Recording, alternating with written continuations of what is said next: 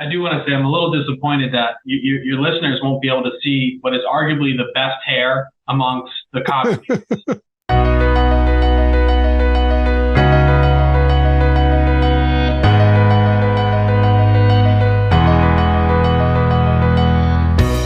Welcome, everyone, to the November 2023 edition of The Impact, a Sustainable CT podcast. For your edification, your enlightenment, and your entertainment, too.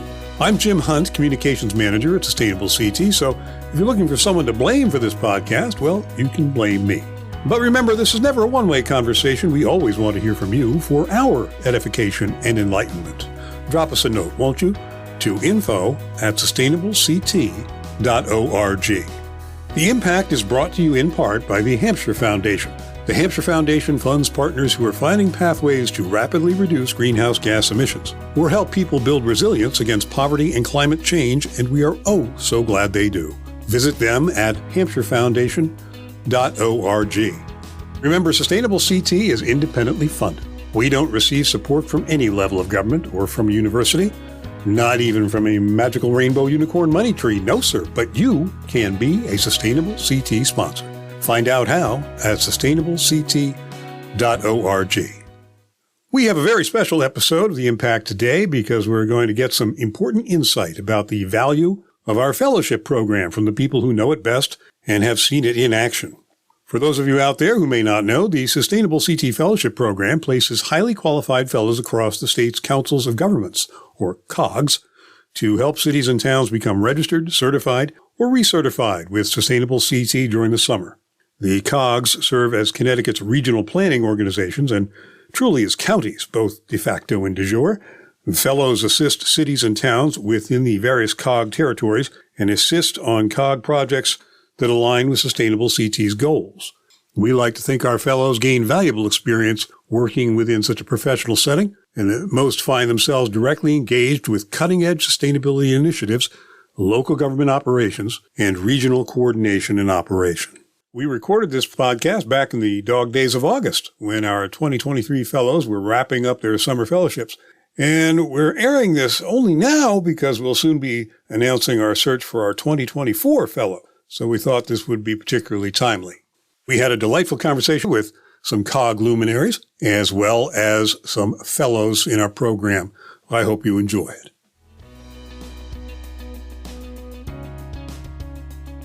So we have a stellar lineup today, starting with the fellows themselves, Adrian Huck and Dylan Steer. Adrian is a rising senior at Tufts University in the beautiful Commonwealth of Massachusetts, majoring in applied environmental studies and minoring in film and media studies. This summer, Adrian's been working at the Capital Region Council of Governments in Hatfield, a passionate climate organizer who serves as the co-founder of the New Haven Climate Movement Youth Action Team. This is actually Adrian's third summer as a Sustainable CT Fellow. Now, that's impressive, and thanks for joining us, Adrian. Dylan Steer is a rising junior at the University of Connecticut. Go Huskies! Majoring in environmental studies and political science. He is working at the Connecticut Metropolitan Council of Governments in Bridgeport. And Dylan has so many passports, you've got to wonder if he's part of the Witness Protection Program or maybe an international spy. We don't know. Welcome, Dylan. Thanks for being with us. Thanks, Adam. And joining us today is Michael Towle. Mike is the Deputy Director of the Western Connecticut Council of Governments based in Sandy Hook. He oversees WestCOG's regional services, environmental planning and analytics, and staff matters. He received a BS in environmental science from UMass Lowell, go Hawks, and a master's from Clark University, go Cougars. Welcome, Mike. Joining Mike from the COG world is Benjamin Lovejoy. Ben is Director of Regional Planning and Municipal Services at the South Central Regional Council of Governments, SCROG, out of North Haven. Ben attended Trinity College in Hartford. What is that? Go Bantams. That's right. A bantam is a chicken, but we won't hold that against you. Those things. All right. Thanks so much for being here, Ben. Welcome to you all. And now that I've got all that out of the way, let's jump right in. Dylan, if I can begin with you, how did you get involved with the fellowship program? Yeah, so during my time at UConn, it was my sophomore year, I got a lot more involved with the environmental space. I came into UConn as undecided, and then I started along the environmental path, and I got involved in a lot of the causes there. So we had a lot of folks go for some decarbonization campaigns there, and while there, working in that space, working with the UConn Office of Sustainability and some of the other student leaders.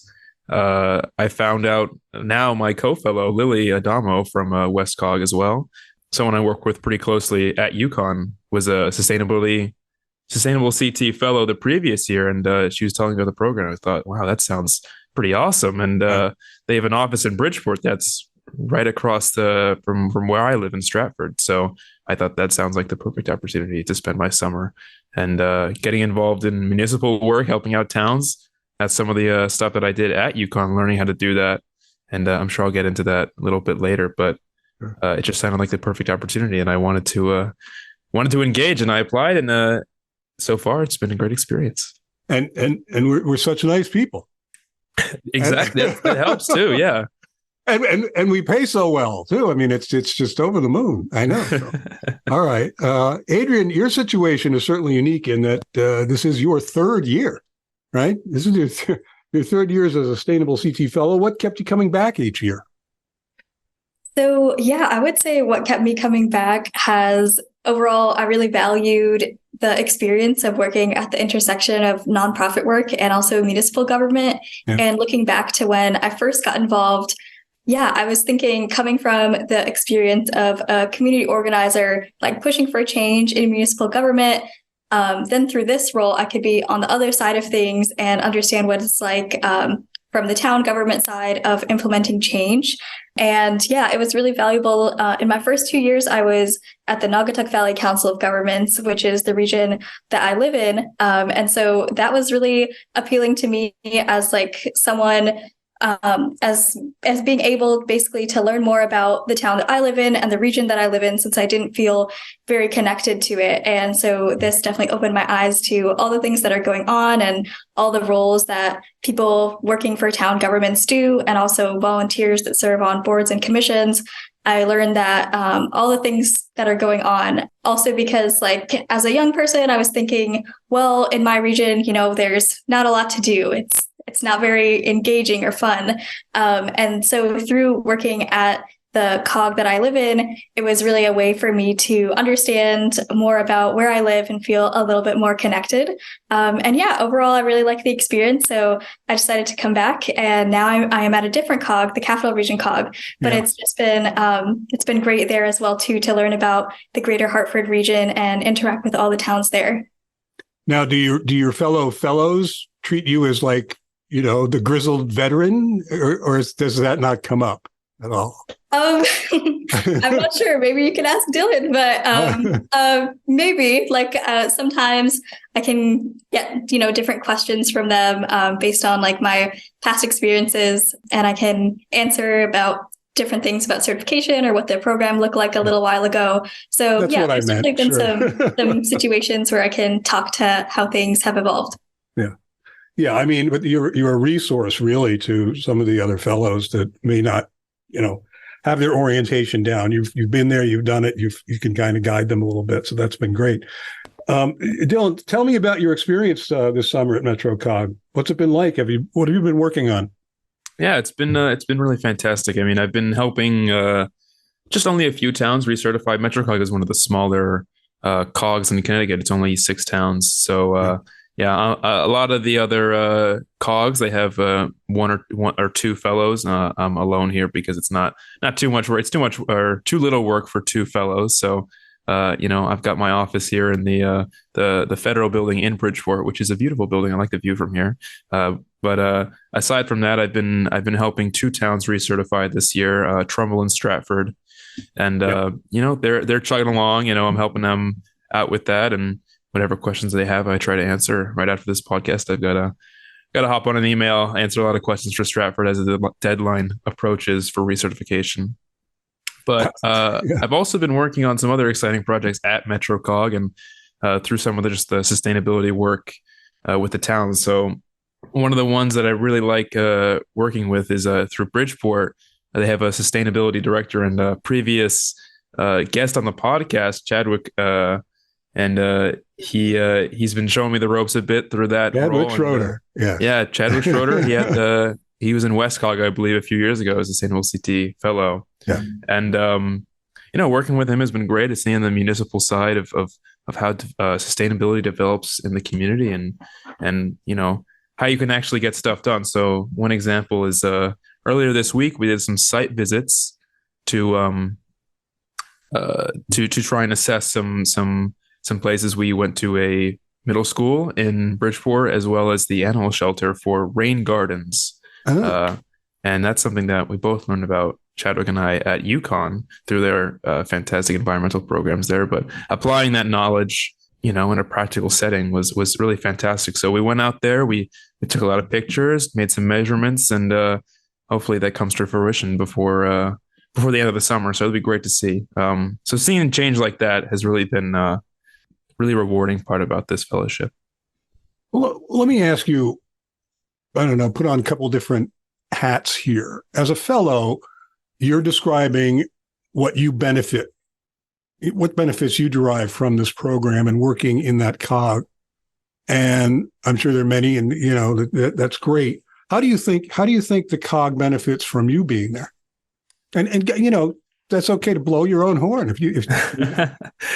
Yeah, I mean, I really appreciate being here, and I think oftentimes it's nice to have a perspective on sustainable everything, because it's a very intersectional field. You talk about anything relating to right.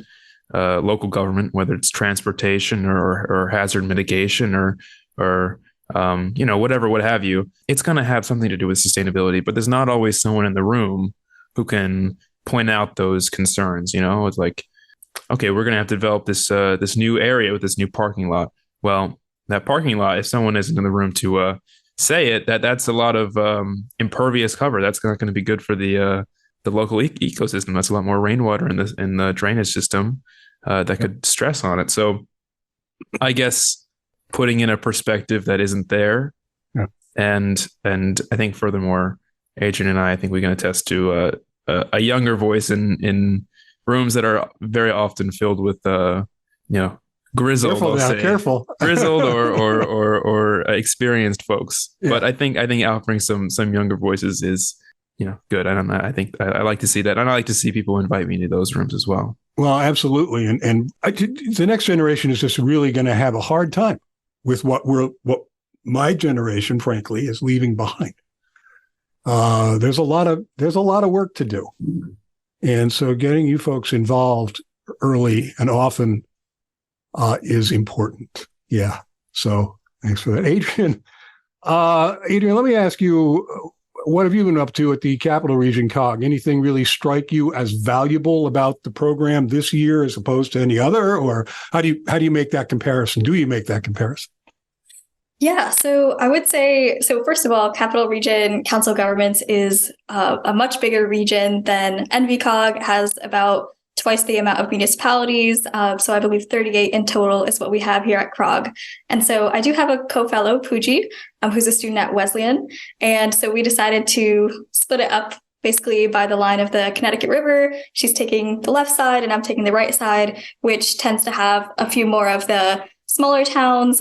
So for example, I've been working pretty closely with the towns of Andover, Bolton, Coventry, Ellington, Manchester, Marlborough. So that's been my main focus this summer. And I've been finding that, first of all, I did really want to dive into this, into looking more at smaller towns, just because I think they have a very unique approach to sustainability. And yeah, they vary in character, I feel, from our larger cities. So it was definitely valuable to get to know them and how their culture is overall in the town towards sustainability and all these other actions that are within our menu. And yeah, so with them, for a few of them, I've been encouraging them to pursue like a community match fund project, or some of them are getting recertified or lapsing their certification. So working on getting them back up to speed in the program. We have some other towns that have never been certified before and really want to submit this summer for certification or for feedback. Yay. So I find it really valuable to help towns at that first beginning stage. And I've seen a lot of really good momentum from towns that are just getting started with the program, such as Ellington and Marlborough, and seeing them formulate their sustainability teams, establish like how they're going to split up the work between the members on their team. And yeah, they've been really great with sending me things to look over, asking a lot of questions and making sure that they're ready for the deadline. Yeah, so I've had a really good experience with them. And also climate leader designation is something that I've been pushing. Manchester is pursuing that this summer. And so, yeah, it's been a great process to see them really try to take on those different actions this summer. They had a lot of points to begin with that would go towards climate leader designation. So it seemed like the natural next step for them to go ahead and finish up those points and submit. So yeah, I'm glad to say that they will be submitting. For some other towns, I heard that they'll be working towards it this fall and winter, and then officially submitting in the spring. So I have some towns in different places that they're going in the program, but overall seeing a lot of really good momentum, and I'm happy to be a point of contact for the different towns that are sending me items for review. And yeah, also having points of contact at the COG has been great. Since we have been like very caught up with works with towns, I haven't gotten to take on COG projects this year, but historically at NVCOG, I remember being able to sit on meetings that the COG is doing or take on some smaller projects. So yeah, hopefully I can get a little taste of that at CROG in these last few weeks. If not, it's okay. I know we are very busy with our town work in this larger region. But yeah, it's still been really good to have that point of contact for them to also answer questions and serve as a point of guidance as well on our Fellows project, which is involving the carbon pollution reduction grant from the EPA. Yeah.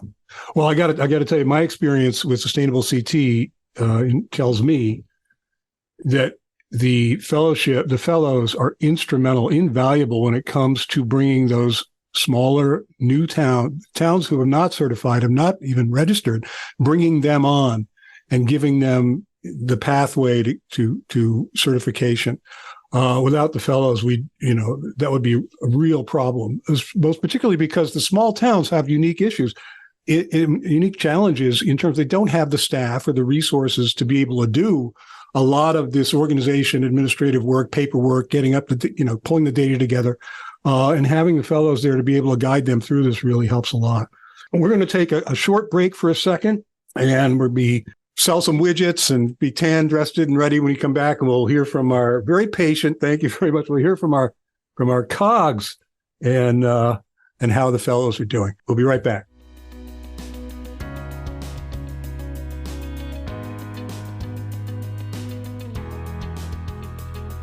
We'll return to our program in just a moment. You've been listening to The Impact, a Sustainable CT podcast. Hey, while you're out there tripping the web fantastic, don't forget to join us on Facebook for some fun and interesting stuff. Guaranteed safe for children and pets. Come on, be our friend, won't you?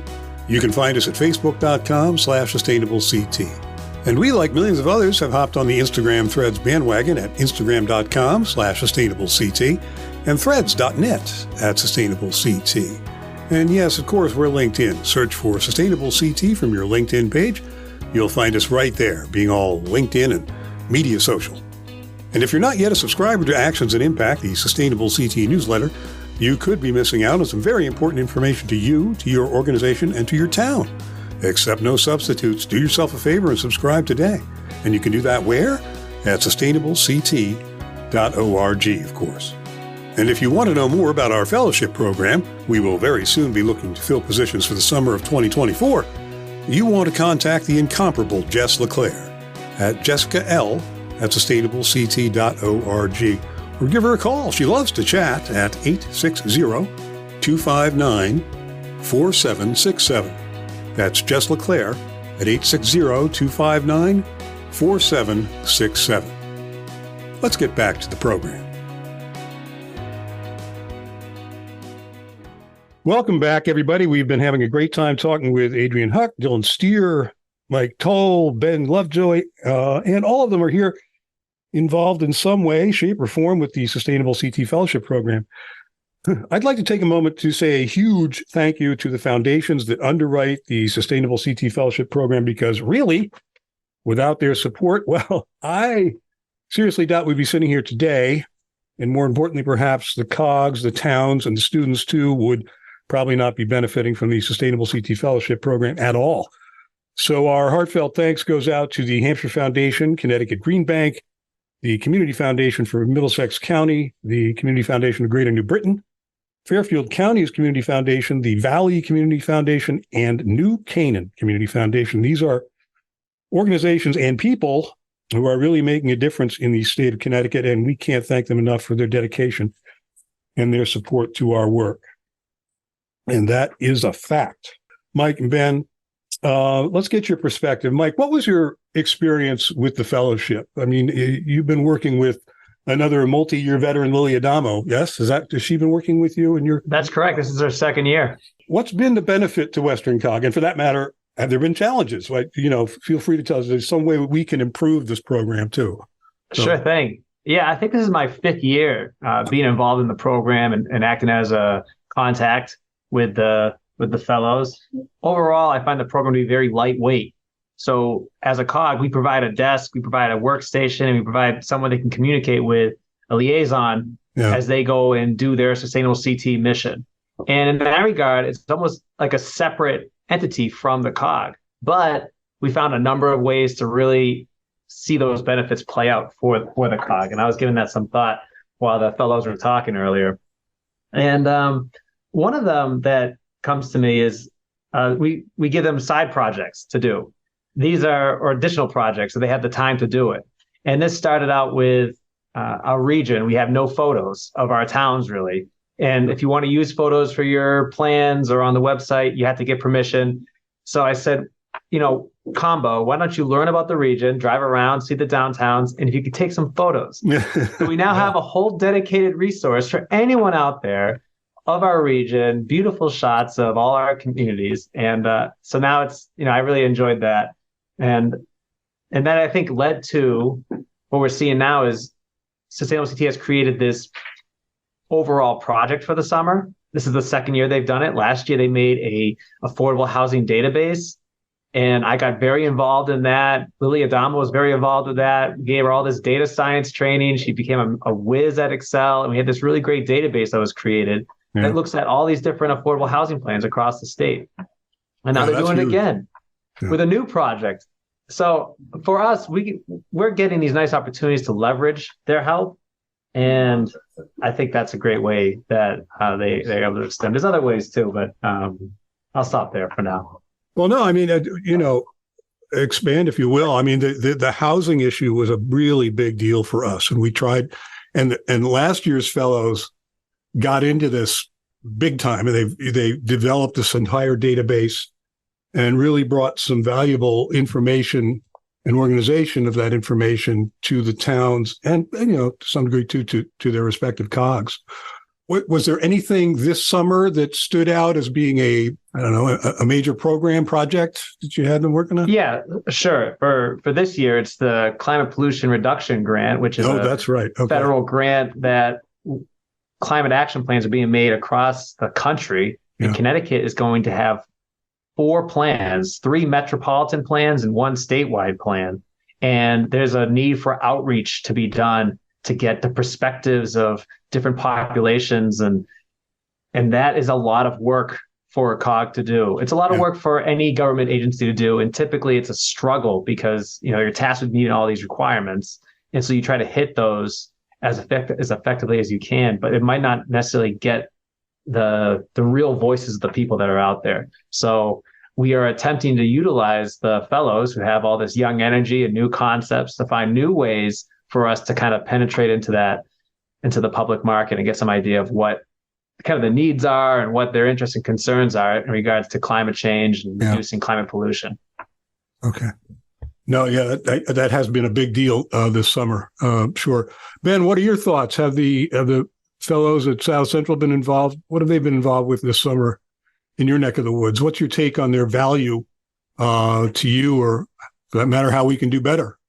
I would say the biggest, we're in Scrog region is in, I think, a little bit of a different position than maybe some of the other COGs. We've sort of struggled in the past with getting buy-in from our municipalities in regards to following along with the Sustainable CT program as we sort of head in and seek to get towns certified. So when we were assigned a fellow, they kind of had a big wall to climb over in the sense of engaging our municipalities and getting them to commit to sort of the process. I know in some other cases, some of the fellows have kind of walked into, I think, maybe a more environment that's more akin to wanting to move towards this. And so for our fellow, Katie, she's had to start in a lot of scenarios from the ground up. Right. The good thing has been we also have some big leaders and some really great examples of why this work is important and why heading towards certification is critical in both New Haven and Guilford, where Katie actually had previously worked, Katie Madeira, our fellow this summer. So she had the experience of working with Guilford and sort of moving them towards a gold certification and climate leader certification this summer. And so he was able to sort of, I think, communicate to our respective towns when we were doing some of the preliminary outreach with some real firsthand experience about why this work is important and why towns should put the time in to do this thing. Conversely, for some of us, just even having those preliminary conversations with our towns to talk about moving towards, goals that we set, it was really important. As far as ways to potentially improve, it's sort of a double-edged sword to me. For one, I think the sustainable CT, if you achieve a certain level, whether it's silver, bronze, gold, like a lot of times there's organizations or things out there, these sort of certifications that are kind of like softballs. You fill out a few forms and you do the thing, and then suddenly Right. Sure. you get your gold star. I think the sustainable CT one is designed in a way that requires a lot of work, which means you have to have an assignment within the municipality. With a lot of our towns already shorthanded or struggling to find work, you have to find someone who's going to sort of take this on and shepherd it through the town. And so, I don't want to say relax the standards because that's what makes the certification mean something, but it is a delicate dance to both have the certification mean something, but then be too arduous for some of our towns to really want to pursue it. And so, I think for the upcoming year, one of the goals that we have, after the fellow is passed, is sort of priming our towns a little bit more to sort of think about these things so that when the fellow comes in, they maybe don't have to have a lot of those conversations. And we've been in talks with Jessica about, potentially putting, together some type of promotional forum or something to talk about the benefits of it to our towns, because we also, in the coming year, are probably going to have a pretty big turnover. I think five of our incumbents in our region have decided to step back, or I can't remember the exact number. So we could have potentially a very different looking group of leaders. So yeah, there's definitely been some big benefits to having these conversations within our region. And I've been super appreciative of the hard work that's been put in. It is not a new problem, or, it's not, I would call it a problem. I think it's a happy problem for us to be dealing with, and we deal with it almost every day. How hard do we make this? We want to make it challenging. We want to have real results, right? At the end of the day, we want it to actually be meaningful when you accomplish some of these things, so that they're either saving you money through energy savings, or they're actually, creating a better environment through. But at the same time, absolutely, it can be a real challenge, especially to smaller towns that don't have the staff, to be able, and the time to be able to do some of this stuff. We know that for sure. Let me ask you, and I'll open this up. I mean, if anybody, one of the things we have been thinking about long and hard is trying to develop a year-round program, which would probably not be a fellowship per se, I don't know, but a year-round internship program, so that we have people available to go to these towns, not just for a couple of months out of the summer, but, throughout the year, as the COGs and the towns need. What would you think about that, Ben, from your perspective? So I'm not sure if you're aware, Jim, but Laura Francis, who sits on the board, or I think her term is ending soon on the Sustainable CT board. Yep.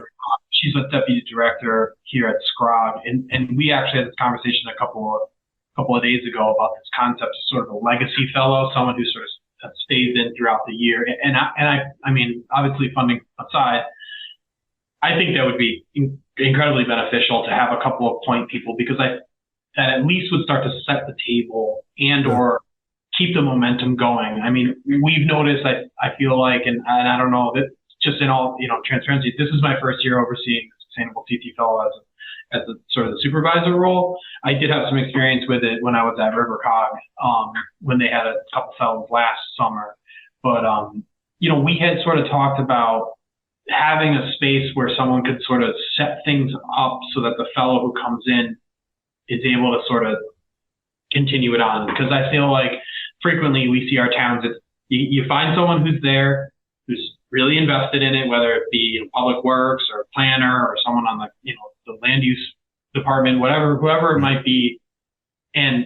But they need a lot of hand holding to get the paperwork submitted. And I've seen, at least in my region, that like Katie has to help sort of do a lot of the sort of nitty gritty sausage making ends of things to make it producible. And, if there was someone year round so that we did not lose that momentum or, sort of set in motion a cyclical sort of cycle of failure where they do a couple things and they expire and then they have to start over again, because we have run into that a little bit. So I would be fully supportive of it. And I think that, if they were able to get that person in that position, I think it would benefit the efforts of that Sustainable CT usage. Yeah. Part of the problem is money. How do we trying to find a funding source for this that is stable and we can count on annually and make sure that, this isn't a flash in the pan kind of deal, and we can develop the program over time that will have that luxury. Money's always the problem, isn't it? So that's one of the issues. Let me circle back to the fellows. Dylan, let's ask you, what would you think of a year-round internship or a fellowship for the COGS? What's your take on that? Yeah, I mean, certainly I think it would be very helpful to the towns. I mean, especially the smaller ones. I mean, do you feel like you just get started going? And I've heard fellows tell me this before, like you just get in the rhythm. You just figured all this stuff out. Now you know what you want to do. You have this idea and boom, now it's the end of your fellowship. Yeah, I think I can relate to that. I think certainly, I mean, the month of June it's pretty tough. You get thrown in there. And I know we were saying before about how, Adrian is the veteran, and I definitely did try to use them as a resource and try to ask as many questions as they could give me answers to and help me get off the ground in that way. But yeah, no, I think certainly end of July, beginning of August, now I'm like, okay, I know what I have to do. I know the ways to get around these towns, how to get the answers, the meetings, the how to deal with it pretty much. Like I'm not just thrown in the water and just like flapping around. Now I can see, okay, now I understand it. But the trouble is who to get for this role, because I mean most of the fellows we're all college students and we're all coming out of our semesters coming to this summer program, and we got to go back come the end of August. So if there was a year-long fellowship or internship or of some sort, it would certainly be useful to the towns. And I think for myself, it would be much more be easier to develop a lot of these long working relationships with the people that I deal with day in, day out. But at the same time, it's a difficult situation because you have a lot of these towns and sometimes it gets slower, sometimes you get a lot more busy, and then I think summer is the busiest months, and that is triage. That's when you need the most people. That's right before the certification. Yeah. But it's a tough question, and it's not a super clear answer. But it would be good, but there are challenges. Definitely challenges that I can. Hey, Mike, what do you think? Yeah, I like Dylan's idea of that transition phase, and it made me think of an AmeriCorps program that I did. I did an AmeriCorps program that's a year-long program, and I wonder if there'd be a possibility of doing like an AmeriCorps Vista program in a sustainable CT position to carry that torch between the summer sessions. I like the summer sessions because there's a lot of excitement. I put out the alert, and the towns prepare and the fellows show up and it's this mad dash to get things done, get started. If there was a program that was kind of always available, I think there might be we'll get to that later. So it's kind of like, it's the summer, let's go. And you see that energy kind of work. Yeah. If you had somebody carrying the torch across, I think that's also very effective. So I like the idea of it and I support it. Yeah. Adrian, what you come on in then? What do you think? Yeah, I think it would definitely be beneficial. Like, for example, I know some of the sustainability teams in our towns meet like once a month, same thing with some of the boards and commissions. And yeah, if multiple people are on vacation, they might cancel that meeting and then, we have to wait until next month. And then we talk about sustainable CT there and boom, there's only 1 month left. So definitely in terms of the summertime, there are some people that are away, meetings get moved. It's a pretty short timeline to try to get long-term projects done. Also, like for towns that are just getting started, they have to pass a resolution by their, for example, Board of Selectmen or Town Council to join the program. And so that could take about a month to get on the agenda. And then if there's some hesitancy, they might discuss at the next meeting and then we lose another month there. So I definitely relate to near the end of the summer where towns are really hoping to have us for longer and to continue these conversations. And so I always tell them, sustainable city staff are here year round. They won't have the same level that they can help at in terms of really getting into the nitty gritty with documentation, all that, but they're available if you want to meet or ask questions. But they definitely see, especially for towns that need help with documentation, they definitely see the impact and importance of having a second eye to look over things. But I think it definitely would be possible to have some kind of year-long internship.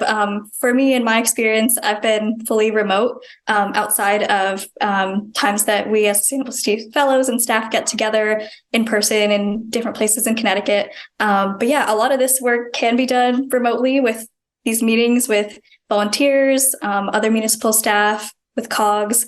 And so I think it could definitely fit into some college student schedules based on that new modality opportunity that we have. Yeah. Now, so any other ideas about how we might be able to improve this program from anybody? Thoughts? Yeah, I got one for you. Give it to me, Ben. So I think there's a real demand for funding. So we have programs and groups that we have at the COG, like all the public works directors meet in this monthly meeting. Yeah. And they show up, and I think they're really showing up because there's funding associated with it.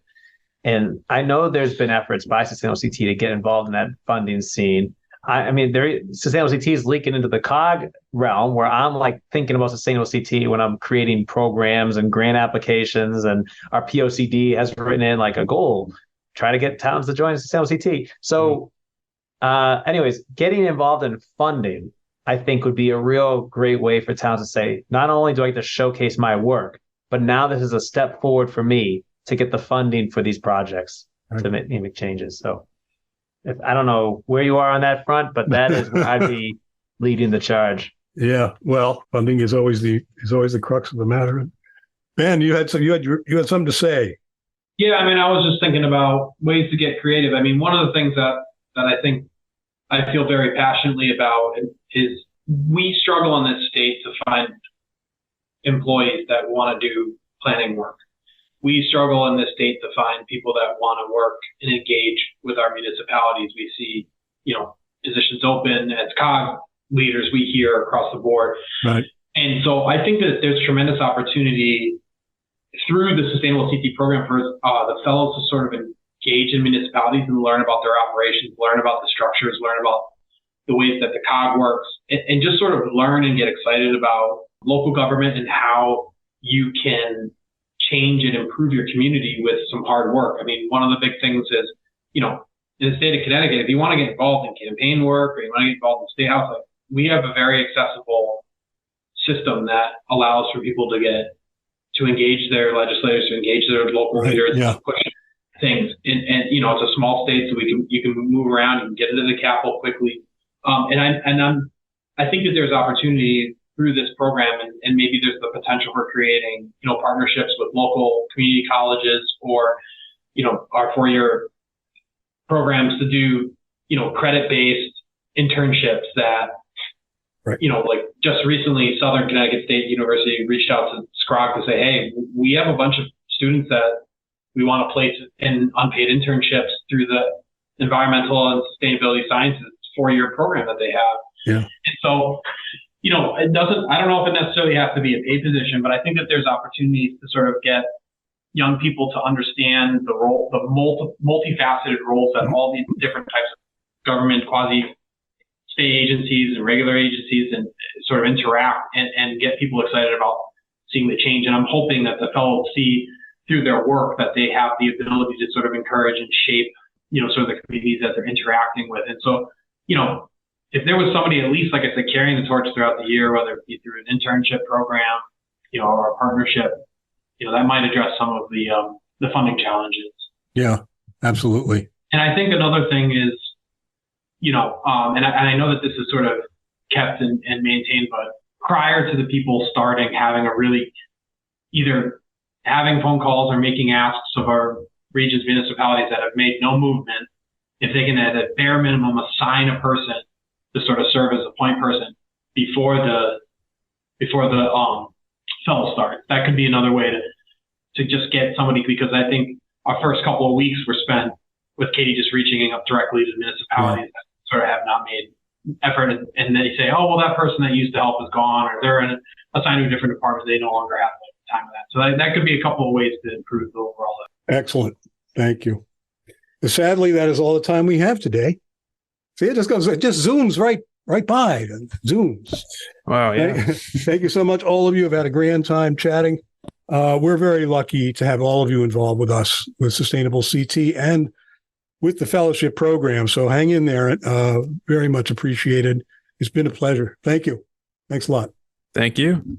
Thank you. Thanks, Jim. You nailed it.